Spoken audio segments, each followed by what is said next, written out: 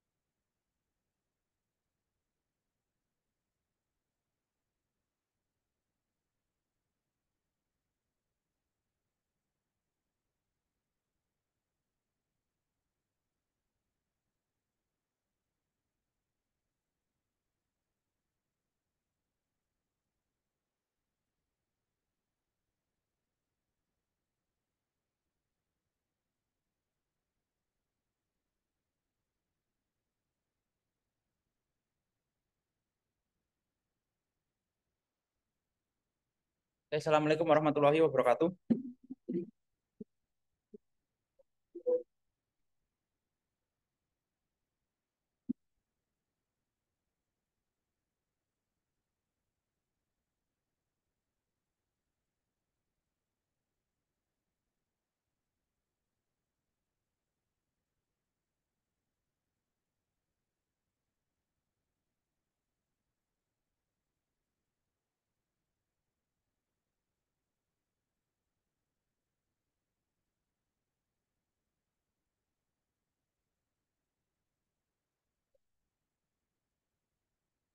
Mari sebelum kita mulai kelas kita awali dengan berdoa sesuai dengan ajaran dan agama kita masing-masing. Berdoa dimulai.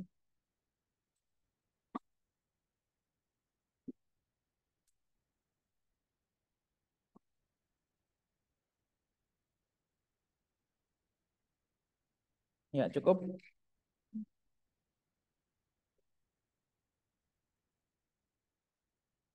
Oh iya, kemarin ini ya, apa ada gambar VR nih, jadinya saya ingat mau saya bawa VR nih. Contohnya kayak gini. Ntar saya set up dulu biar bisa dipakai.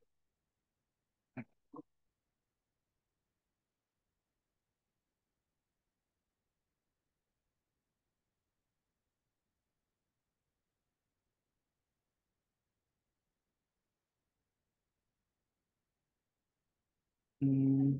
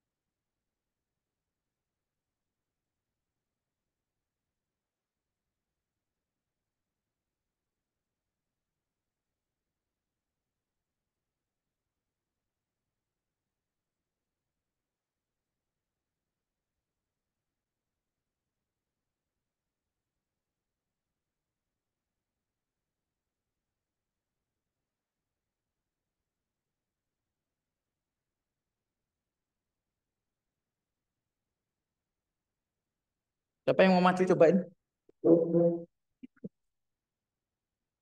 Kalau saya udah bosan dong, saya yang punya kok. Silakan yang mau maju ke depan.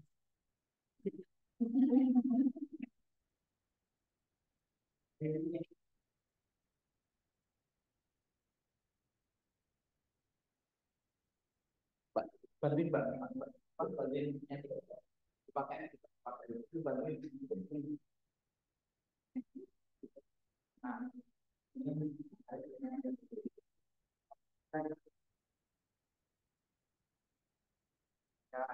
tanya dulu Pak, nanti enggak tahu.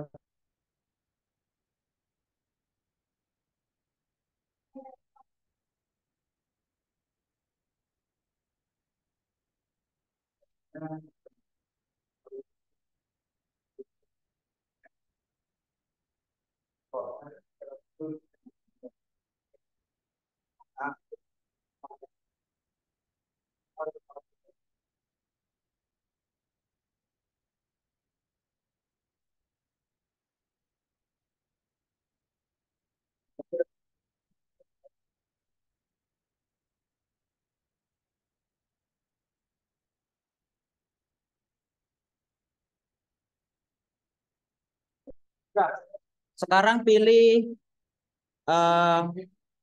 sebentar. Itu Mbak pilih stationery. Arahin ke bawah.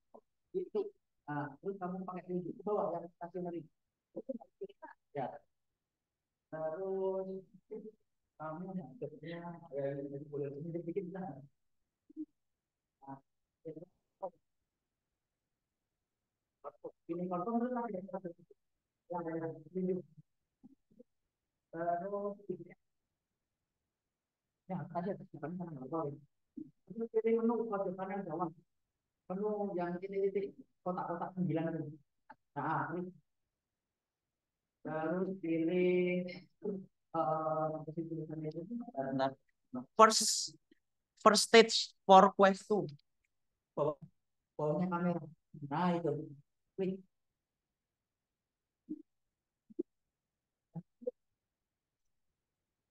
Enggak, tadi harusnya di awal tadi setting sana, tapi masalahnya tadi pertamanya ada di sini jadinya. Ya nggak apa-apa lah. Maksudnya harus sekali tungguin.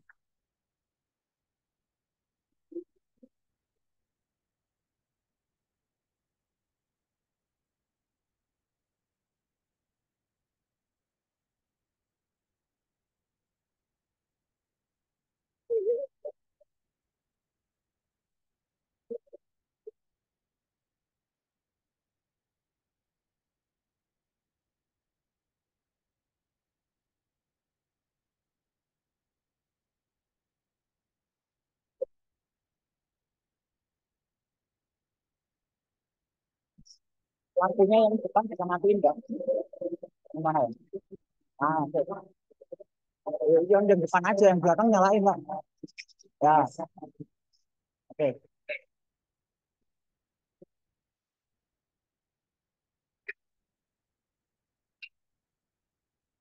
Tunggu ini baru proses. Ikutin aja. Welcome to Oculus. Kotak pengumuman depan tadi. Nah, dibaca itu. Ready to explore. Ya.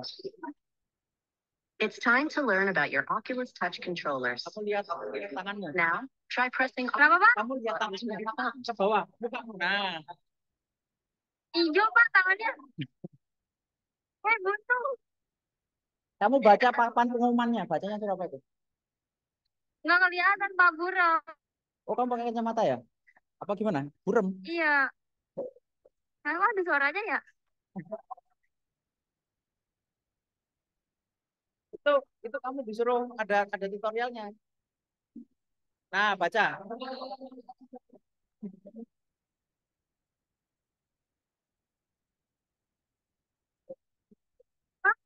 Now try pressing on the glowing button with your controller. Di controllermu itu yang warna ada yang menyala. Coba kamu lihat. Nah, ada yang menyala nggak? Nah, dipencetin semua. Itu kan tombol tuh controllernya. Ada tombol-tombolnya. Nah, coba controller yang kamu pegang. Ya semuanya itu ada warna-warna. Ah, yang ada warna. Ke bawah, ke bawah. Kamu lihatnya ke bawah. Nah, kan ya. Nah, dipencet nih. Thumbsticks around. Sekarang gerakin analognya. Jempol tadi. Try moving the thumbstick around. Oh, you need thumbsticks can also be pressed. Nah, sekarang di stick thumbsticknya di Press them in until you feel them click. kamu tekan. Next, use your index fingers to squeeze the triggers on your Sekarang controller. finger. Locate the grip Oh, udah. buttons and squeeze them Sekarang with your yang middle tengah, finger. yang tengah, yang kaki apa, yang tangan dari tengah, dari tengah. Nah, Now, satu ini. what your virtual hands can do.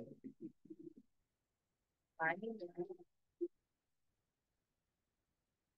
To make a fist, squeeze the grip with your sekarang middle latihan finger and hold it down. menggenggam. To point, Coba keep kamu latihan, squeezing the grip and lift your index finger. latihan genggam. Terus latihan menunjuk, menunjuk, menunjuk. Use your index finger to push the button in front of you.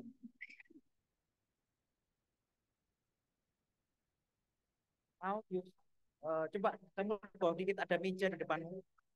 Nah, itu mau mundur, mundur dikit, mundur dikit, mundur dikit. Nah, itu pencet tuh. Kamu bikin telunjuk dulu, pinjet. Nah, terus dipencet. Majuin dikit, maju dikit. Nah, pencet. Ya, silakan. Telunjuknya kamu tempelin. Nah, oke. To pick up an object, squeeze and hold Nah, the sekarang grip kamu button bisa with having your fun middle sama finger. Try reaching out and grabbing bisa one of kamu these ambil. blocks. Nggak usah jalan, nggak usah jalan, ambil aja.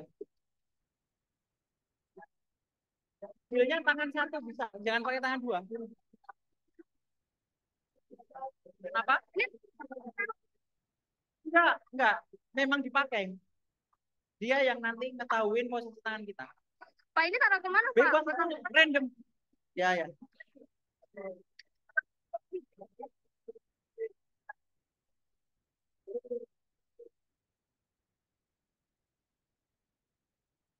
Release the grip button to drop it. Itu diikutin dulu, kalau enggak nanti nggak bisa next. Lagi diambil. Nah, itu ada Play with some of these items. yang kanan ambil bednya, yang kanan ambil, kan kamu udah latihan menggenggam tuh. Nah, ambil pegang. Bisa nggak? Gimana ambil, Pak?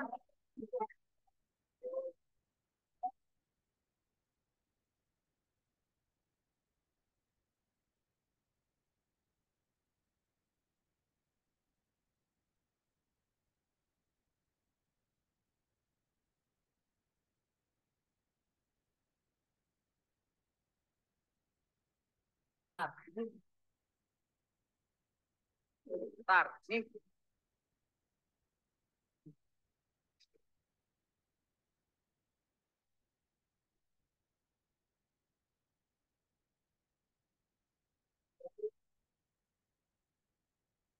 ini bisa diambil nih.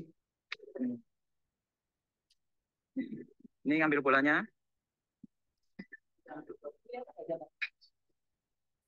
Ini bisa ambil box. Ini kelihatan mas.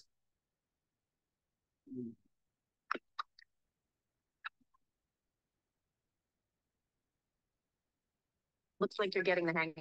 Here's a few more to try.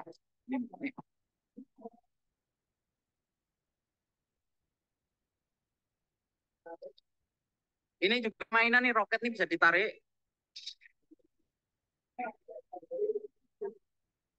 Bisa ya, tergantung gamenya. Apa yang mau coba nih?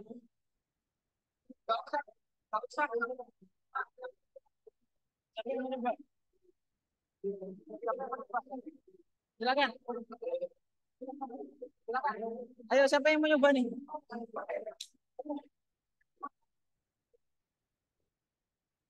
Bebas.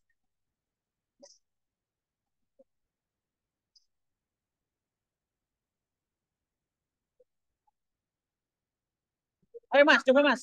Salam Pak.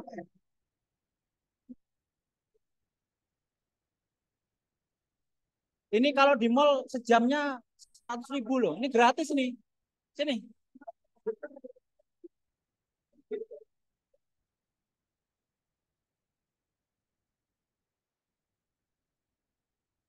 Ayo. Masa nggak ada yang mau nyoba? Siapa lagi mau nyoba? Perempuan juga boleh. Cewek boleh. Ayo coba Mas.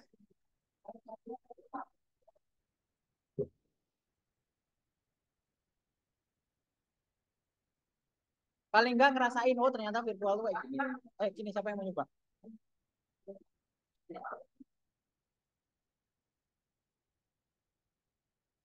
Ayo Mas, maju Mas. Kita maju sini Mas. Ayo.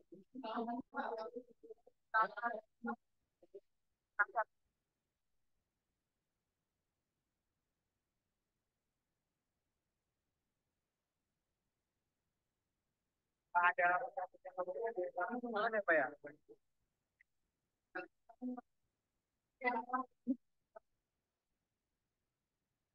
Pak, kepala saya kecil banget Pak, takut jatuh.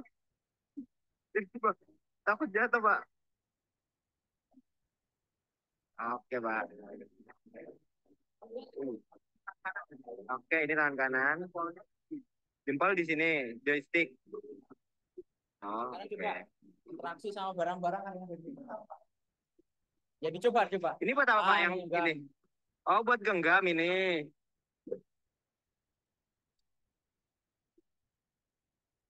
Nah, joysticknya gratis. Squeeze trigger with. Anjay.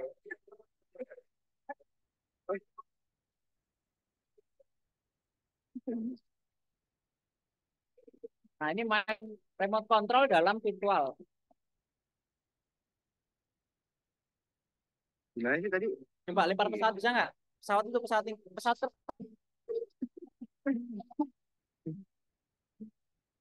Fotonya apa?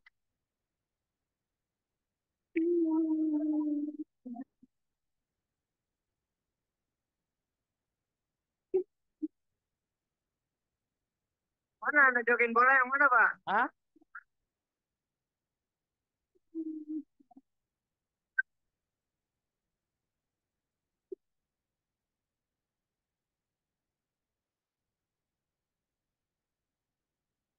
Wah, roket, roket tuh, ada roket. When you're ready to explore some new VR worlds, insert a cartridge into the console. Lepas.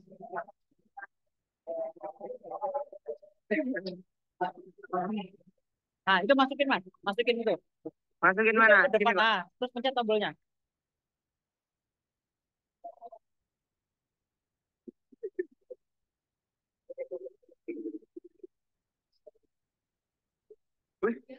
Soalnya dia ngelihatnya kan 360 semuanya kelihatan. Kalau ini kan layarnya cuma potong bagian depannya aja. Nah, ini pilih tembaknya, mau pilih yang mana? Ambil tembaknya, tangan dua.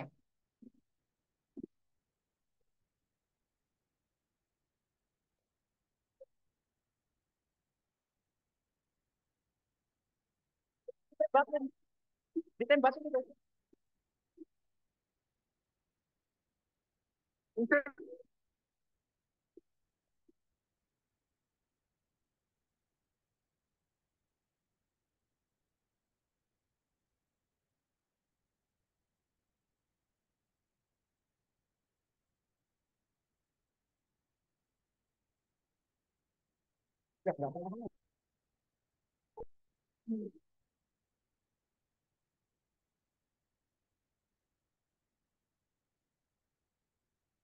Kan dua, Pak. Pakai dua-duanya. Nah,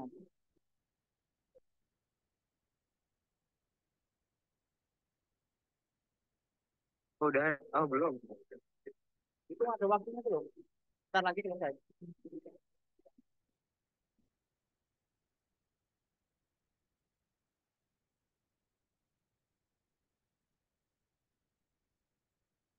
Nah, kalau mau keluar, cabut kasetnya.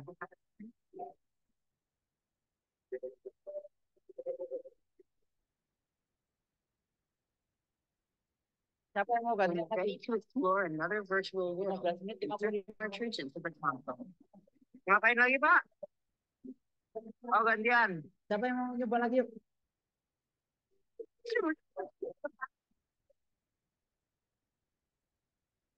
Siapa? Gantian yuk. Terus. Terus asik terus.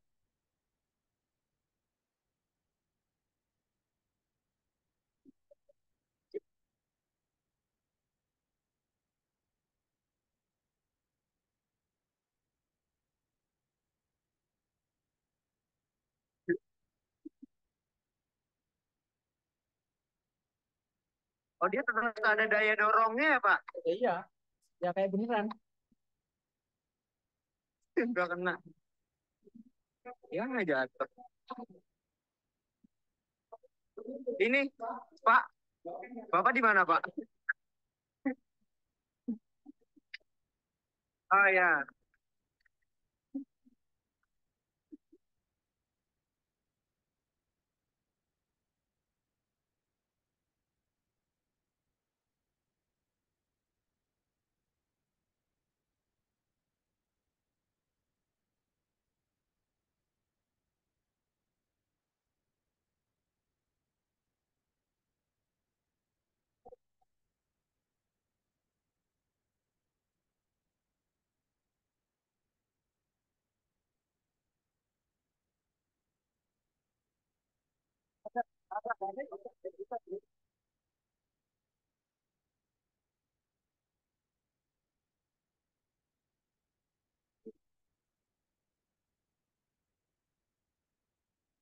Beneran ya.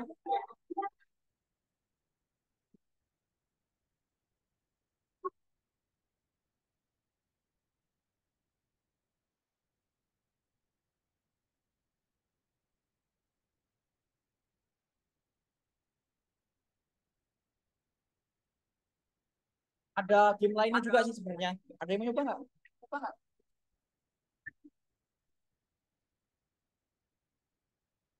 Siapa maju? Kalau mau maju sendiri nggak usah nunjuk-nunjuk maksudnya.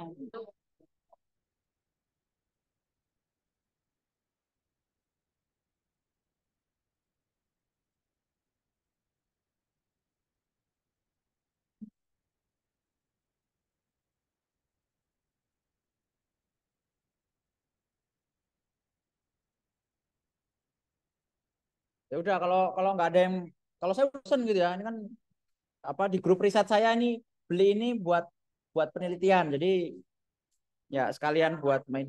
Hah? Harga cari sendirilah.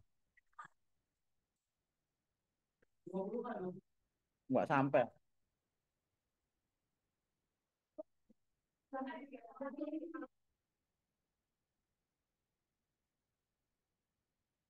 Mana nih? Ya jutaan lah.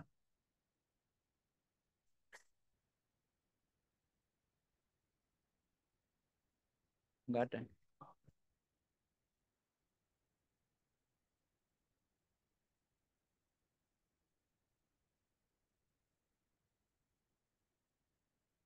Ini ada tiga ya 3 jutaan, 3 jutaan, 4 jutaan.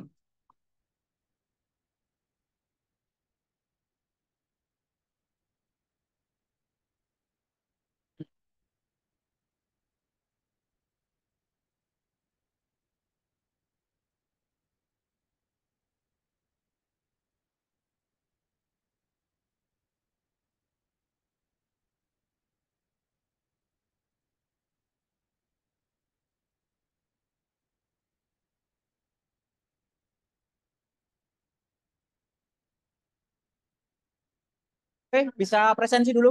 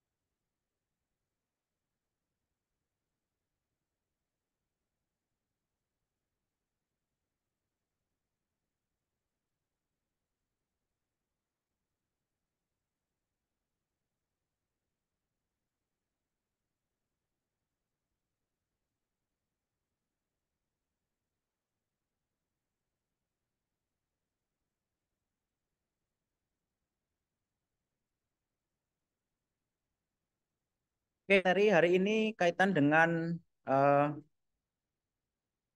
cloud computing. Nah, ini ada video, coba kita lihat dulu.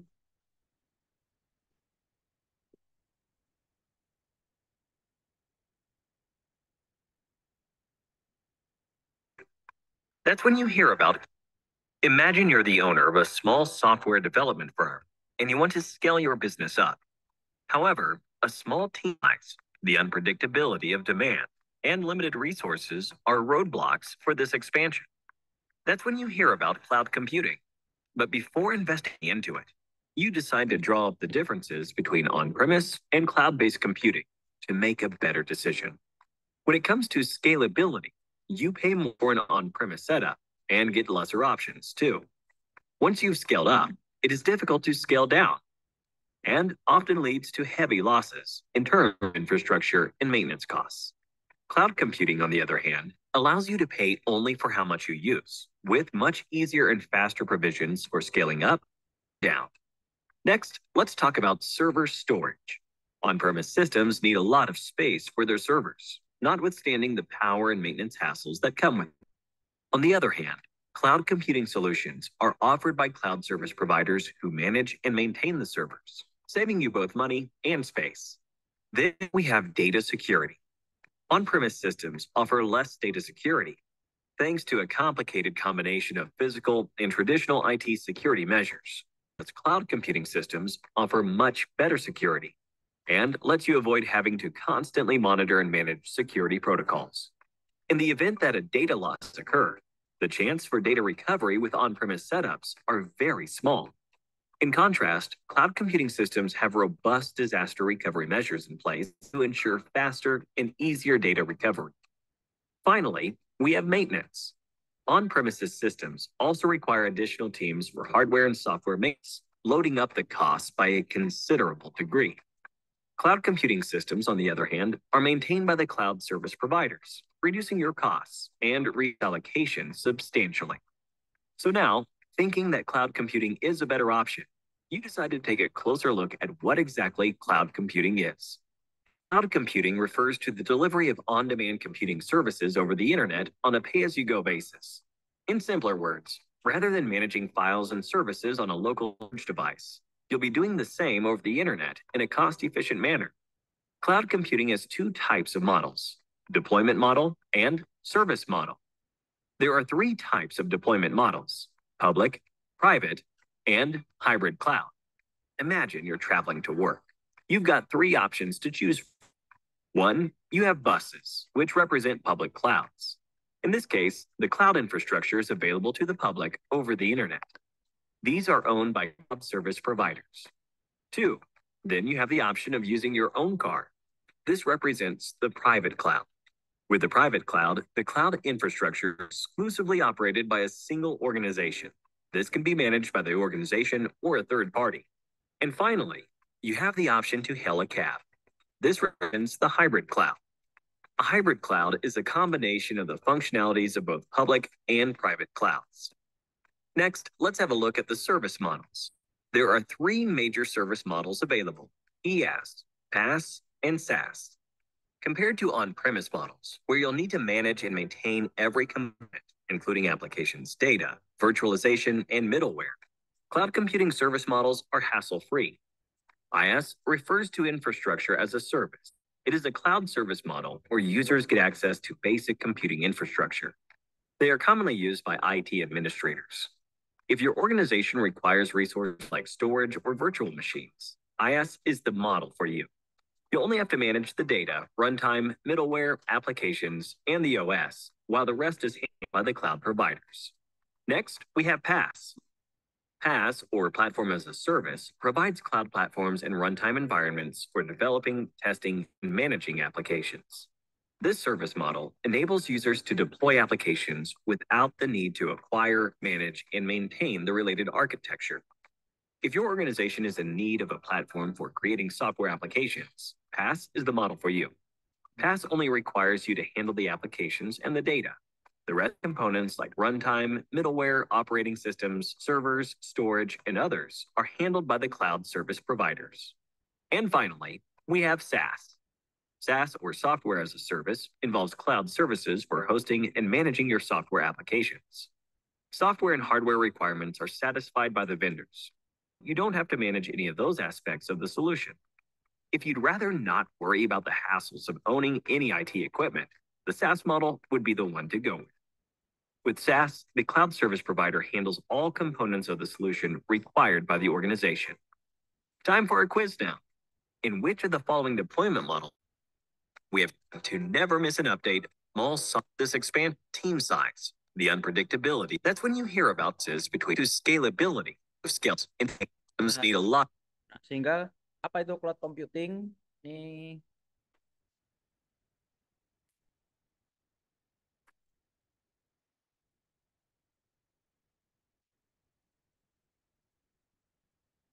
Nah, cloud computing itu sebenarnya ya komputer biasa. Ya, tapi ini semakin meningkat kebutuhannya dikarenakan kebutuhan aplikasi berbasis browser ataupun internet sekarang. Contoh yang paling mudah, kita pakai YouTube.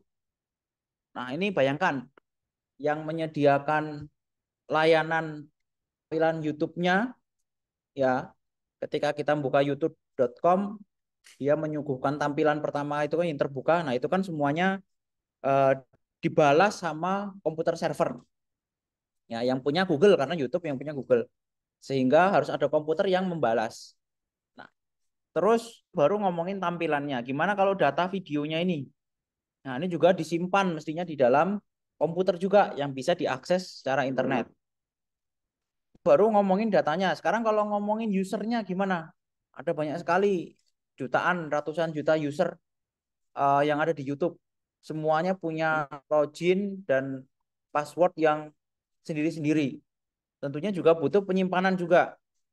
Nah, sehingga komputer yang digunakan untuk menangani fungsi-fungsi tadi itulah yang kemudian dinamakan cloud computing. Makanya kemudian cloud computing ini digambarkan, ya, salah satunya misalnya seperti ini.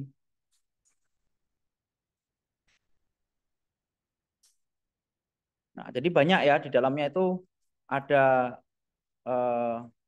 konten, kemudian ada database, ya, penyimpanan data, kemudian ada berhubungan dengan jaringannya, ya. Jadi ada fisik hardware komputernya, kemudian juga ada softwarenya, ya, sampai level pengolahan datanya seperti apa. Nah, kemudian baru dia bisa diakses lewat laptop, komputer, HP, kemudian tablet, bahkan beberapa juga kayak jam, mesin cuci gitu ya. Nah, itu levelnya sudah bisa akses internet. Ya, jadi gampangnya sih cloud computing itu ya komputer aja, ya, cuman bentuknya berbeda. Nah, jadi kalau kalian lihat di TV-TV gitu ya, modelnya kayak gini gitu ya. Nah, ini namanya ruang server. Ya. Dan komputer-komputer inilah yang kemudian bisa dikatakan komputer cloud itu tadi. Ya, ini ruangan-ruangan seperti ini harga harga ini ya nanti silakan cari ya. Tapi eh, harga untuk menyediakan layanan pendinginnya itu yang lebih besar dibandingkan dengan biaya operasionalnya. Ya, ini harus dingin banget ini. Kalau enggak ya kebakar semua. Wong ini kita aja pakai komputer, kita buat misalnya ngerender video gitu ya. Pasti panas kan ya. Nah, ini bayangkan nih, beratus-ratus, beribu-ribu komputer mengerjakan tugas dari kali buka browser, buka YouTube, ya, buka ChatGPT dan seterusnya. Nah, itu kan komputasi yang berat gitu ya. Dikerjakan sama komputer-komputer yang ada di server. Otomatis panas ya. Sehingga biaya pendinginnya itu biaya yang paling mahal dari pengelolaan server. Ya, jadi biaya listrik untuk pendinginnya beserta layanan pendinginan itu paling mahal dibandingkan dengan biaya internet dari server. Coba ya kita cari ya. Ya, jadi coolernya khusus.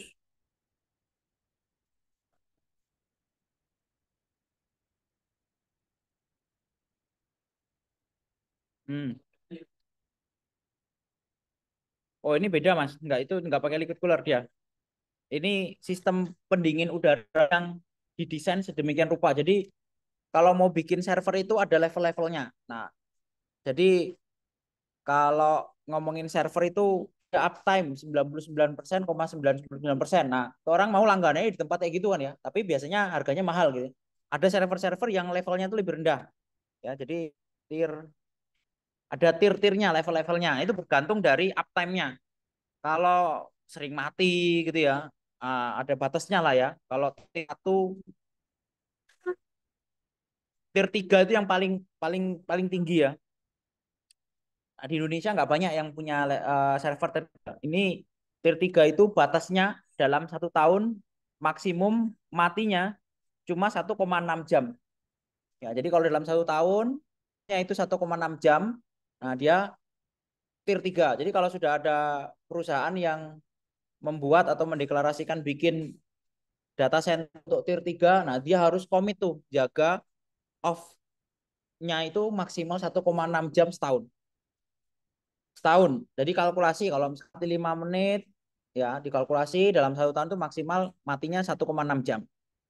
Efeknya apa? Nah, ini kalau kalau kita ngerasa 1,6 jam satu itu kecil ya, kecil. Tapi coba lihat WhatsApp mati 5 detik aja rame nggak?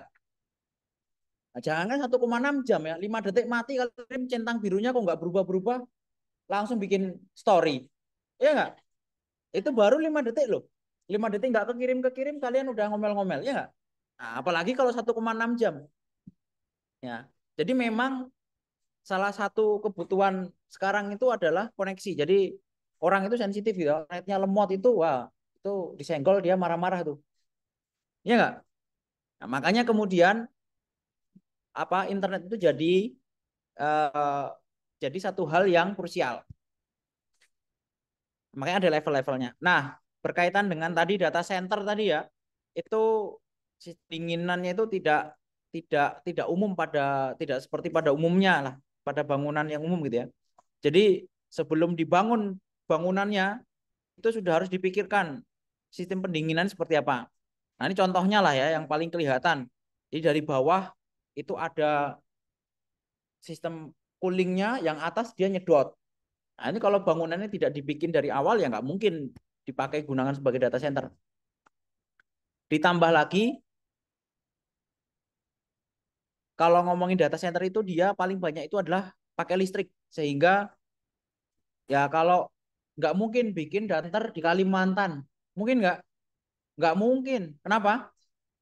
Ya gimana mau bikin data center di Kalimantan listriknya jadi nyalanya 5 jam dari 24 jam? Ya nggak? Oh ini nyalanya listriknya harus 24 jam. Sehingga nggak mungkin bikin data center di tempat yang listriknya itu tingkat nyalanya rendah, nggak mungkin. Makanya cuma ada di Jakarta. Di Jogja mungkin nggak, kayaknya juga nggak mungkin gitu ya. Jogja tuh listriknya juga eh, tingkat ketidakjelasannya cukup tinggi juga gitu ya. Kadang-kadang mati, kadang-kadang nyala, kadang-kadang mati gitu ya. Ada Jakarta. Ya. Nah, itu kalau Jakarta mati pada ngomel semua kan? Ya, orang di sana ngomelnya lebih kenceng daripada orang sini. Makanya di sana disuapi lah, maksudnya dipenuhi gitu ya. Di sana juga ngasih uangnya lebih banyak. Perusahaan-perusahaan isinya di sana semua. Ya wajar di sana tingkat listriknya lebih bagus. Ya, ya normal lah. PLN ya pasti punya prioritas gitu ya. Orang Kalimantan tiap hari teriak-teriak, tapi listriknya juga tetap nyalanya sehari 10 jam gitu ya. Sisanya mati. Ya mau mau teriak seteriak-teriaknya juga paling ya segitu. Tapi kalau orang Jakarta yang teriak mati ya langsung diperbaiki. Ya memang karena setiap daerah juga punya tantangannya gitu ya. Kalau Kalimantan mau pasang tiang listrik juga selain susah ya medannya seperti itu, orangnya juga mungkin nggak banyak begitu ya. Sehingga ya butuh butuh effort yang lebih. Jadi kalau di Jogja, Jakarta perbaikannya lebih bagus ya sangat normal sekali. Nah, ini berkaitan dengan cloud computing tadi itu disimpan di dalam ya salah satunya ya di data seperti ini. Jadi komputer-komputer yang super ya, komputernya super. Dia kalau kamu apa ya, misalnya pakai Google Sheet. Nah, pakai Google Sheet atau pakai Excel gitu ya. Ngesam 1 juta baris. Nah, itu berapa detik misalnya? 1 menit gitu misalnya, pakai komputermu yang ngesam 1 juta baris atau ngitung average dari 1 juta baris itu 60 detik. Nah, komputer server ini lebih kenceng daripada itu. Ya, jadi ketika kamu klik mungkin udah selesai gitu ya. Satuannya milisecond. Nah, itu yang membuat komputasinya, dan tentu speknya juga beda. Dan kita juga nggak bisa sembarangan beli komputer server gitu ya. Yang beli pasti perusahaan. Kalau kita pakainya ya konsumer gitu ya. Nah, sehingga komputer server inilah kemudian bisa dimanfaatkan untuk memberikan layanan yang kita nikmati. Nah, tadi di video disampaikan ada beberapa perbandingan ya. Nah, cloud ini bandingannya sama on-premise. Apa bedanya on-premise sama cloud? Nah, kalau cloud itu gini, atau kalau on-premise dulu deh. On-premise itu misalnya UNY. Nah, UNY ada kebutuhan untuk bikin layanan siakat. Ya, itu kan butuh komputer tuh. Ya, siakat.uny.ac.id. Ketika kalian masuk ke sana, itu kan nanti akan muncul tampilannya gitu ya. Login dan seterusnya. Itu kan harus ada komputer yang menangani request itu. Nah, kalau jadi ada 2 cara untuk bisa solusi dengan apa pengadaan layanan siakat.uny.ac.id. Yang pertama bisa on premise. On premise itu artinya nanti kita UNY harus beli komputer sendiri, pasang sendiri di kampus gitu ya, bikin ruangan sendiri, intinya dikelola sendiri. Ada orangnya, kemudian softwarenya install sendiri, kalau ada update ya diurus sendiri, kalau ada error ya diurus sendiri, gitulah. Intinya semuanya diatur sendiri. Makanya kemudian on premise. Nah, sekarang ini dibarkan ini ya, biaya maintenance-nya yang ngurus sendiri, biaya installnya masang sendiri, biaya AC-nya yang ngurus sendiri. Sehingga ketika usernya meningkat, nah kalau usernya masih 1.000, komputer yang dibutuhkan mungkin masih kecil. Tapi sekarang mahasiswa UNY hampir 35.000 gitu ya. Kan nggak mungkin pakai komputer yang digunakan untuk 1.000 user. Mesti komputernya di-upgrade. Kalau di-upgrade itu konsekuensinya apa? Ya ruangannya tambah besar, harga komputernya ya tambah mahal, orang yang ngurusin itu juga mungkin nambah gitu ya. Terus jadi kalau ada masalah juga maintenance-nya juga lebih besar. Nah, endingnya adalah tingkat stabilitasnya ini membuat harganya itu jadi naik. Nah, kemudian ada, ini belum ngomongin listrik ya. Nah, ini listrik juga ngurusin sendiri. Kemudian belum lagi kalau mati misalnya. Nah, siapa yang bisa jamin listriknya nggak mati? Itu apa risiko-risikonya seperti itu. Namanya on premise. Kalau zaman dulu semuanya miss. Ya. Jadi layanan itu disediakan sama si perusahaan itu.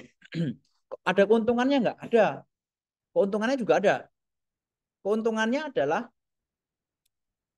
kalau datanya kredensial, data perusahaan itu penting ya. Nah, saya nggak tahu kalau data siakat penting nggak? Ya penting ya. Nah, kalau dirasa itu penting ya mungkin kalau data ini bocor jadi masalah, nah itu mungkin pilihannya nggak ada opsi lain harus on premise. Tapi kalau itu data eh, mungkin tingkat kredensialnya itu tidak terlalu penting gitu ya. Maksudnya dalam artian kalau jebol ya udahlah gitu ya. Ya jangan gitu ya. Maksudnya dalam artian kalau apa eh, dipasang di tempat komputernya bukan milik kita sendiri nggak apa-apa begitu ya. Nah itu baru dipikirkan untuk yang cloud. Tapi kalau data itu sangat penting, ya mestinya semuanya pasti solusinya cuma on premise. Kenapa? Karena kalau solusi yang kedua pakai cloud ini bisa kita nggak butuh orang maintenance. Ya, yang kita bayar itu sesuai dengan kebutuhan. Jadi misalnya gini, di bulan-bulan bulan apa nih? Bulan April ya. Bulan April itu ada nggak orang buka siakat? Banyak. Ya lebih banyak bulan KRS-an kan? Nah, maksud saya adalah kalau bulan-bulan tidak KRS-an, yang buka siakat anggaplah mungkin 10.000 gitu ya dalam 1 bulan. Tapi pas musim-musim siakat dalam nggak dalam 1 bulan, 1 minggu aja ya, 1 minggu 10.000. Nah tapi kalau pas dalam masa KRS-an yang buka mungkin 50.000 buka semua. Nah itu kan peningkatannya 5 kali lipat tuh. Nah itu kalau tadi kaitan dengan on premise, Nggak mungkin kita cuma menyediakan komputer yang bisa digunakan untuk 10.000, pasti untuk 50.000. Walaupun nanti pas ada user yang aktif cuma 10.000, berarti sisanya kita nggak terpakai, rugi lah hitungannya gitu ya. Udah disediakan tapi tidak dipakai, itu hitungannya rugi. Nah, beda dengan cloud. Cloud itu kita hanya bayar sesuai dengan apa yang kita gunakan. Jadi kalau diatur di awal, nanti dia bisa dinamik. Jadi tingkat scalability-nya itu bisa diatur. Jadi kalau di awal kita setting untuk 1.000 user, orang buka siakat. Kemudian 2 hari kemudian naik melonjak jadi 10.000. Nah, nanti di cloud ini si servernya ini bisa otomatis dia meningkatkan speknya secara otomatis. Ya, ini by program ya. Orang IT yang bisa nyeting, tapi intinya dia bisa mengejas kebutuhannya otomatis. Kalau sampai 50.000 otomatis juga membesar gitu ya. Tapi nanti kalau minggu depan udah turun tinggal 10.000, ya nanti speknya akhirnya diturunkan juga. Nah, akhirnya apa? Harga yang dibayarkan itu sesuai dengan yang dipakai. Tidak seperti on premise. Kalau ini karena kita harus beli, ya sudah yang kita miliki ya segitu gitu ya. Kalau cuma mampunya 10.000, pas bukanya orang 50.000, ya down websitenya. Nah, jadi kalau kalian baru buka website kemudian down gitu ya, nah itu gara-gara ya spek dari komputer yang disediakan untuk servernya itu ya kurang gitu ya, makanya down. Nah, jadi kalau yang cloud ini dia tingkat scalability-nya tinggi. Nah, ini beberapa contohnya ya, yang kalau yang berkaitan dengan server store ada Azure, ini punyanya Microsoft, AWS ini punyanya Amazon, terus kalau Google punya GCP, belum lagi kalau Cina-Cina itu sekarang juga baru naik daun gitu ya. Perusahaan-perusahaan seperti Tencent itu juga punya cloud sendiri. Terus uh, Alibaba itu juga punya cloud sendiri. Ya, mereka bersaing tuh jualan layanan cloud gitu ya. Cuman ada beberapa hal yang perlu jadi perhatian. Ya, jadi cloud ini bukan komputer kita, komputernya orang yang disewakan, gampangnya gitu ya. Sehingga data dan kepemilikan itu ya benar-benar harus diperhatikan. Dibaca TOS-nya. Apa TOS itu ya? Intinya aturannya ya, aturannya dibaca. Kalau di AWS ini nanti berkaitan data gimana? Kalau datanya hilang, siapa yang tanggung jawab? Kalau datanya bocor, siapa yang tanggung jawab? Nah, itu ada semua. Nah, sehingga apa ya perlu benar-benar diperhatikan. Nah, kasus-kasus yang kemarin yang data bocor ramai itu ya. Nah, itu PDN, Pusat Data Nasional itu ya seperti ini. Ya, ini versi cloud tapi di, di apa namanya? Digunakan untuk mana tadi?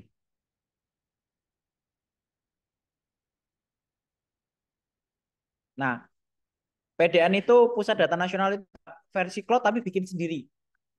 Ya, harapannya apa? Nah, itu berkaitan dengan data tadi. Makanya data-data yang ada di kementerian-kementerian itu biar tidak keluar gitu ya, dikelola sendiri. Makanya bikin namanya PDN itu.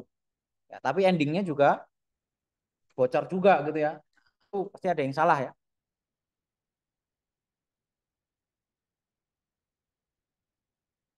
Ya, jadi idenya sebenarnya udah bagus. Jadi bikin PDN itu biar apa? Misalnya gini, yang punya data KTP itu apa? Kementerian apa? Kementeriannya apa ya? Ya, intinya yang berkaitan dengan Dinas Kependudukan lah ya. Nah, kalau yang berkaitan dengan kesehatan, data di rumah sakit, ya berarti Kementerian Kesehatan tuh. Nah, yang jadi masalah kalau sekarang kita mau ke rumah sakit gitu ya, harus nunjukin KTP lagi, nanti diisi data lagi gitu ya. Capek kan ya? Nah, dengan adanya PDN itu harapannya ketika ya kita tinggal nunjukin KTP aja, nanti datanya itu bisa tersinkron otomatis. Karena datanya udah diambilkan dari data dari tadi data kependudukan.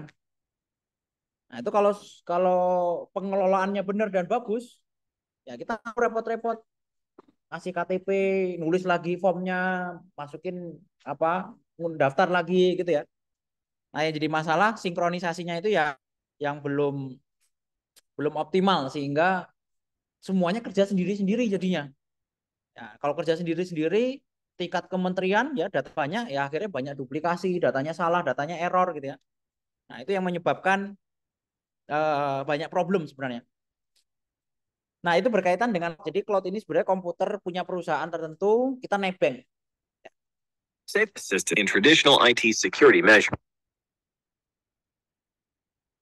Nah, tapi juga ada You avoid dari having sisi security-nya, cloud ini juga bisa lebih baik. Kenapa? Karena kalau yang on premise ya ngelola sendiri ya bisa jadi kompetensi apa orang yang mengelola itu apa namanya penjahat itu pasti selalu mencari celah gitu ya. Jadi kalau di IT itu orang jahat itu sudah bisa dipastikan apa lebih pintar dibandingkan orang yang bikin security-nya. Makanya kemudian di IT itu agak aneh. Ya, penjahat-penjahat itu direkrut jadi security. Ya, dalam arti penjahat ini ya mereka tahu gitu ya. Oh ini celah, oh ini aplikasi ini banyak celahnya nih. Ya. Bagi perusahaan yang ngerti kayak gitu, misalnya kayak Google, Google itu juga sering apa merekrut orang-orang kayak gitu ya. Dirasa oh ini dia sepertinya kok bisa cari celah websitenya Google gitu ya. Daripada dilaporin dan jadi mungkin dia di penjara malah rugi. Kenapa? Kalau bisa begitu berarti kan ini orang pinter nih. Nggak mungkin orang yang nggak ngerti gitu ya. Nah, Google pasti bisa melihat oh ini potensinya bisa digunakan untuk meningkat security. Nah, beda dengan real gitu ya. Kalau ada maling ya nggak mungkin ya dijadiin security ya. Kalau realnya maling yang kita gebukin kan gitu biasanya ya. Nah, orang IT itu ya jadi bahkan banyak hacker-hacker itu awalnya dari sorry banyak perusahaan-perusahaan security di bidang IT itu awalnya orang-orang yang kerjaannya hacker. Nah, dia tukang-tukang ngehack ya kadang udah masuk penjara dulu baru kemudian dia bikin perusahaan terkait dengan security di bidang IT itu banyak yang modelnya kayak gitu.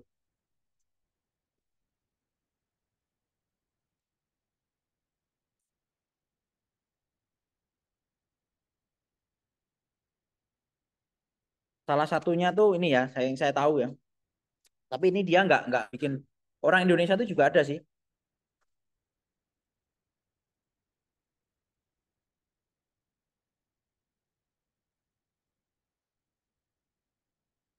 Nah, ini tulisannya IT Security Expert gitu ya. Tapi dulu waktu masih belum terkenal kerjaannya boboli websitenya orang-orang. Akhirnya dia terkenal. Ya, itu kejahatan jahat, itu orang jahat ya. Maksudnya kalau dia bobol itu sesuatu yang nggak bener gitu ya. Ya kayak maling sebenarnya. Tapi makanya IT itu aneh. Kamu jadi orang jahat di satu sisi kamu bisa langsung jadi orang baik. Ya. Ini orang Indonesia nih. Dulu pernah ngehack.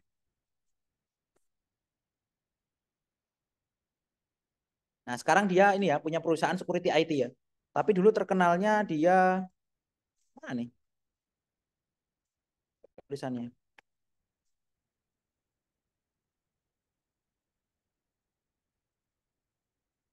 Ya, seniman grafis ya, bukan programmer. Nah, itu IT itu juga uniknya itu.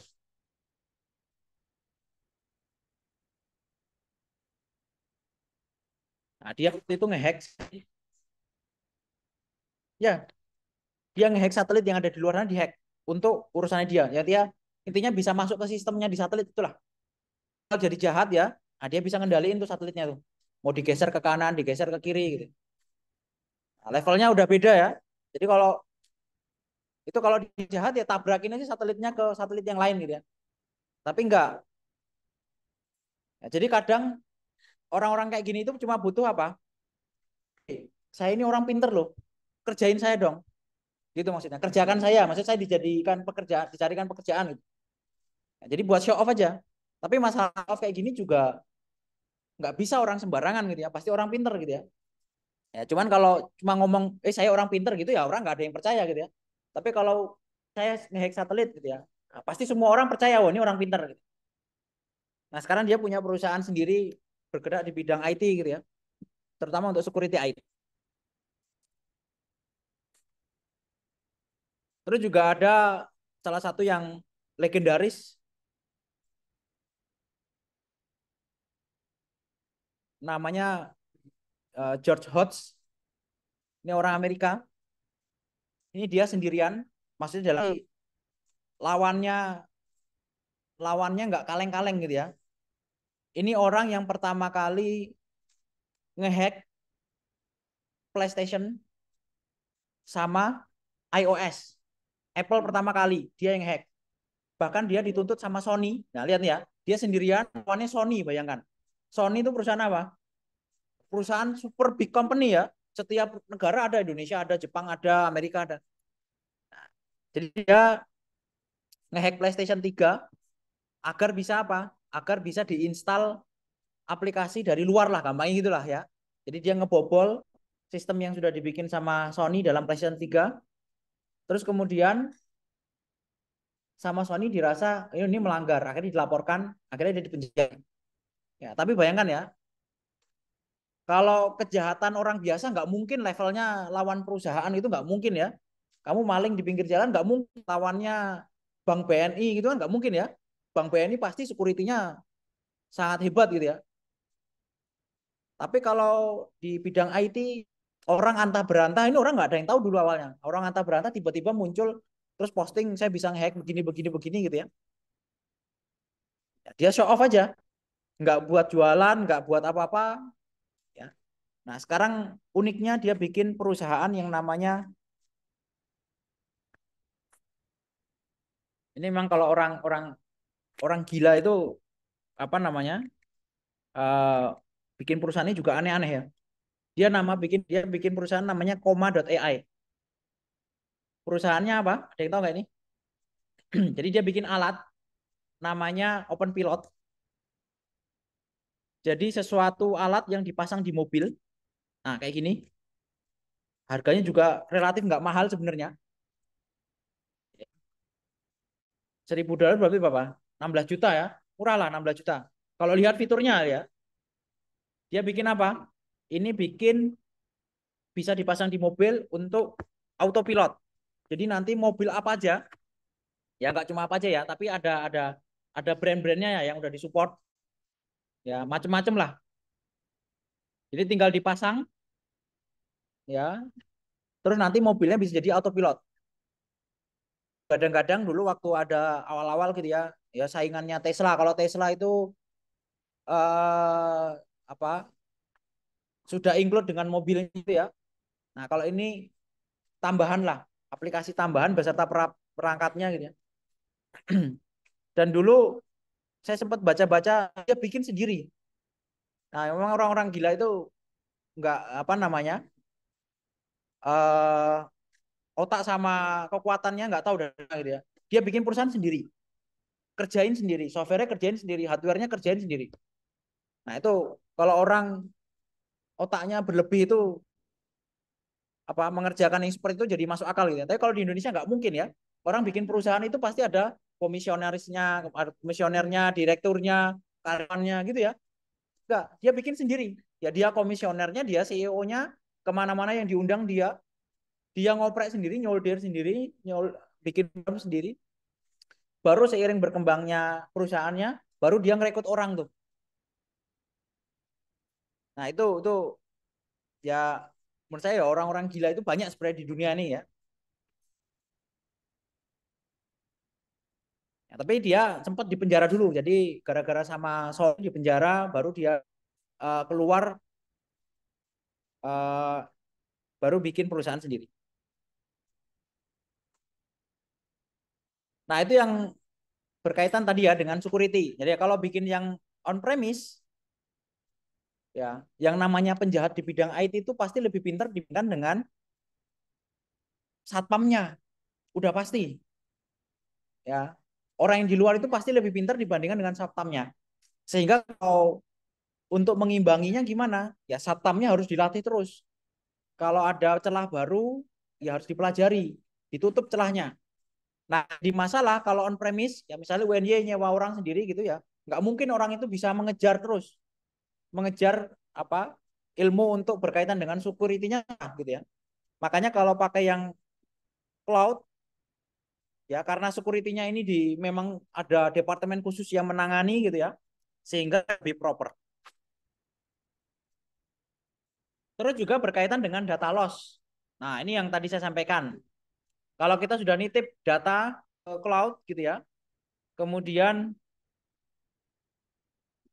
uh, seberapa penting tersebut ya harus dibaca data tersebut itu seperti apa nanti perilakunya ya.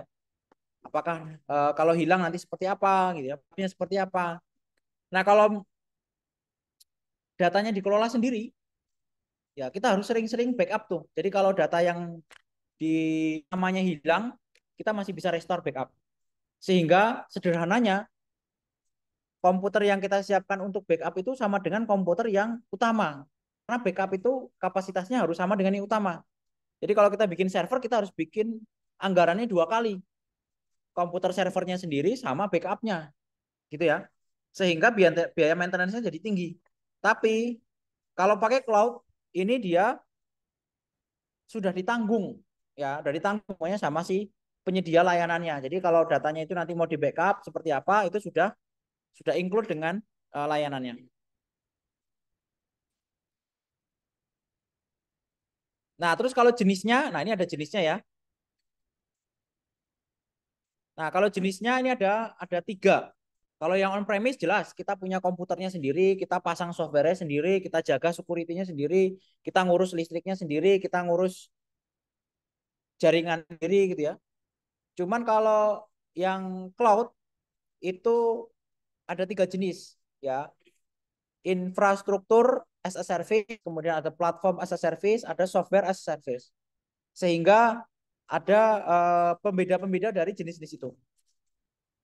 Nah, kalau contoh yang paling gampang, misalnya kita buka Google Docs. Ada yang belum pernah pakai Google Docs? Ya belum tentu, siapa tahu ada yang belum.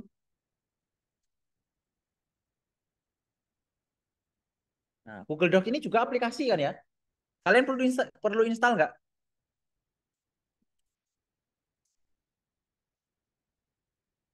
Di HP kalau bukannya di browser perlu install nggak? Nggak perlu. Ya. Nah, pertanyaannya aplikasinya ada di mana?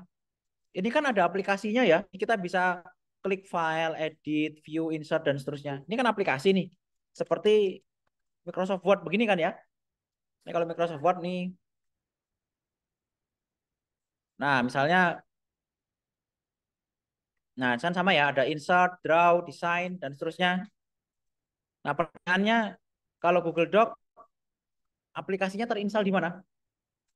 Nah, ini ada di Google, tapi tepatnya ada di cloud-nya Google. Ya, dan itu bentuknya yang ketiga ini. Dia termasuk jenis yang software as a service. Jadi layanan yang diberikan ke user itu bentuknya software. Ya, ini udah bentuk software nih. Ya, Google Doc ini bentuknya udah software. Ya, berarti kita tinggal pakai softwarenya digunakan untuk mengedokumen. Nanti kalau Google Sheet, ya berarti dia untuk digunakan untuk uh, olah olah data gitu ya. Ya, dan seterusnya kalau Google Slide digunakan untuk presentasi. Nah, itu jenisnya adalah software as a service. Nah, kalau yang tipe yang kedua, platform as a service. Nah, kalau ngomongin platform itu nanti kita ini kita nggak banyak berinteraksi dengan ini. Biasanya yang butuh ini ya pengembang aplikasi gitu ya. Nah, contohnya apa? Misalnya kalau platform as a service,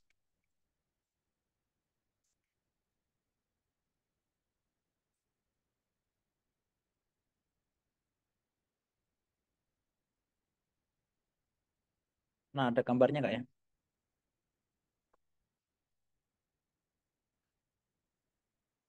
Nah, platform as a service misalnya di sini ada beberapa misalnya Kubernetes, ya ada GitHub, ya yang kita nggak banyak pakai gitu ya. Terutama kalian nggak banyak pakai karena memang ini kebutuhannya untuk pengembang aplikasi biasanya. Kemudian ada Docker. Nah, ini dia platform. Jadi ada platform yang bisa kita kembangkan. Nah, kalau yang lebih advance lagi, yang lebih tinggi lagi, lebih fleksibel itu ada infrastruktur as a service. Jadi kalau infrastruktur as a service itu seolah-olah kita dapat komputer. ya. Jadi kita dapat komputer di sana. Nah, itu adalah gambaran kaitan dengan cloud computing gitu ya. Dan ya sekedar tahu aja bahwa ini salah satu teknologi juga yang mengubah dunia kita. Jadi dengan adanya cloud computing, kehidupan kita tuh berubah. Ya, terutama dari sisi perusahaan ya, bukan user ya. Kalau user sedikit perubahannya. Karena kalau kita tahunya pakai software gitu ya. Tapi kalau perusahaan dalam melihat pembuatan server ini, mereka ya jadi harus menentukan kira-kira mana yang mau dipakai. Ya, kalau Gojek, contohnya Gojek. Gojek. Aplikasinya ada apa aja kira-kira? Oke, kalau kita ngomongin Gojek yang ini aja, yang transportasi aja, kira-kira apa apa yang kalian highlight dari aplikasi itu?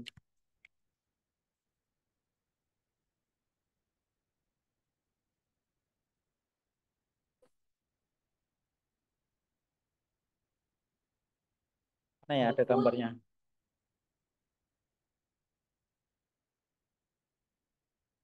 Nah, ini contohnya ya. Ini, nah ini tampilan dari pakai GoRide ya.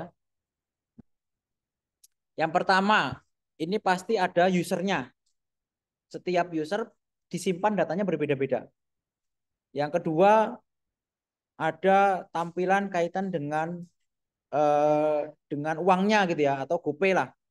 Ya, itu berarti kan ada data yang disimpan terpisah dari aplikasi. Ya, kalau kalau nyimpen datanya di aplikasi ya gampang ya, dihack gitu kita edit sendiri jadi 1 juta enak gitu ya. Tapi kalau tersimpannya di server dan itu security-nya tinggi ya nggak mungkin mudah untuk dihack kan gitu. Nah, terus yang paling penting di sini apa? Map.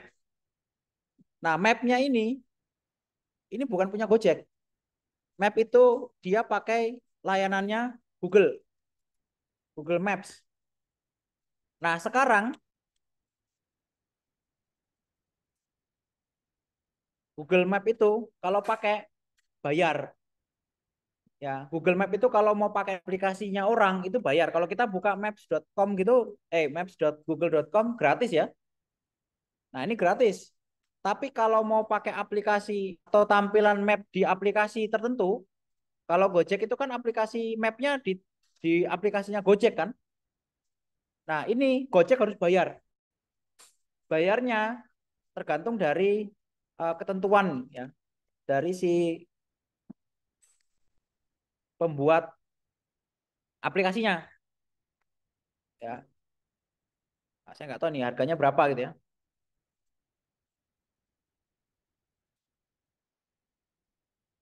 Nah, ini bayangkan nih 10.000 petanya muncul dalam 1 bulan, biayanya nol gitu ya.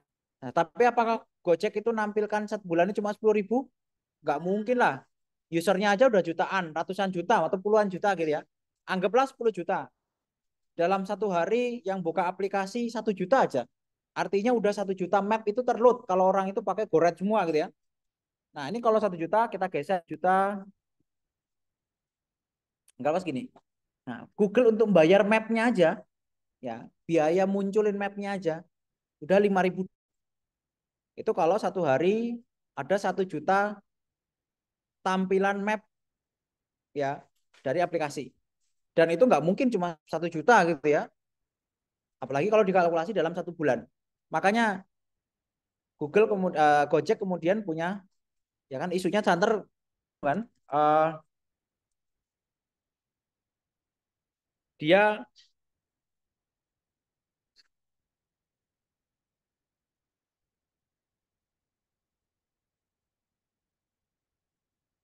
nah jadi pernah ada isu gitu ya rame. Ini kalau kalau orang rame gitu ya.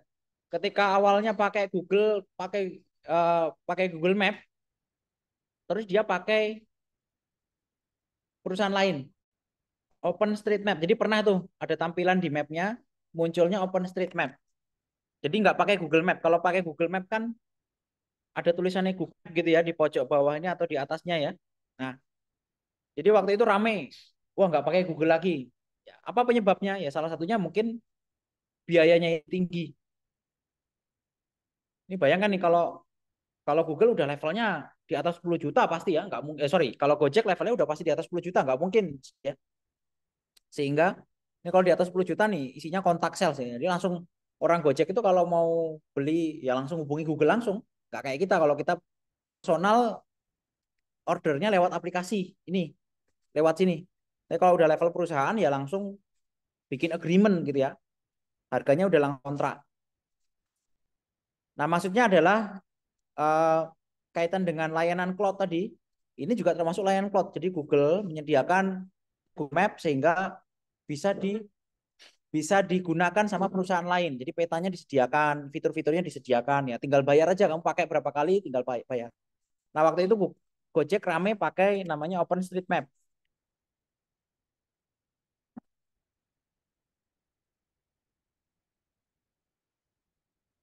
Nah, OpenStreetMap ini kalau untuk Indonesia ya udah lumayan lah ya. Ini harganya lebih murah dibandingkan dengan punyanya Google. Ya, makanya mungkin waktu itu ngirit ya, ingin ngirit kemudian dialihkan dulu ke OpenStreetMap. Nah, maksudnya adalah dalam satu aplikasi ini ternyata banyak sekali layanan komputasi yang dibutuhkan.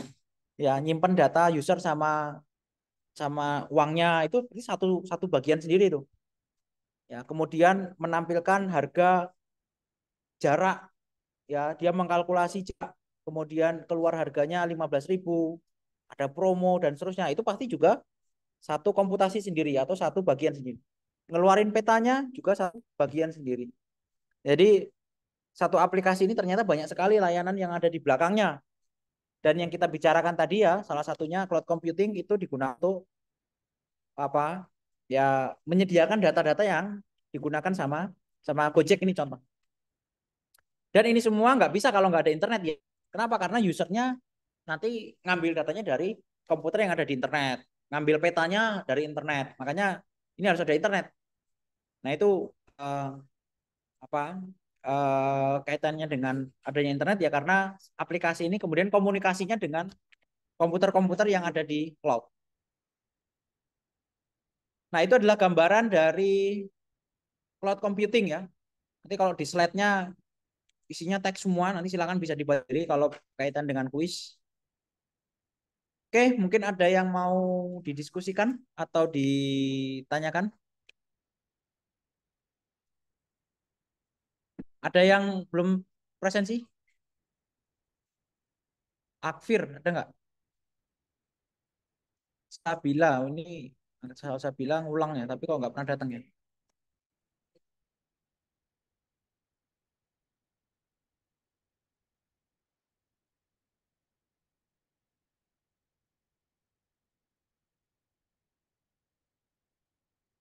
Oke, kalau nggak ada yang didikan atau ditanyakan, kita cukupkan kuliah kita hari ini. Kurang lebihnya mohon maaf. Saya akhiri. Assalamualaikum warahmatullahi wabarakatuh.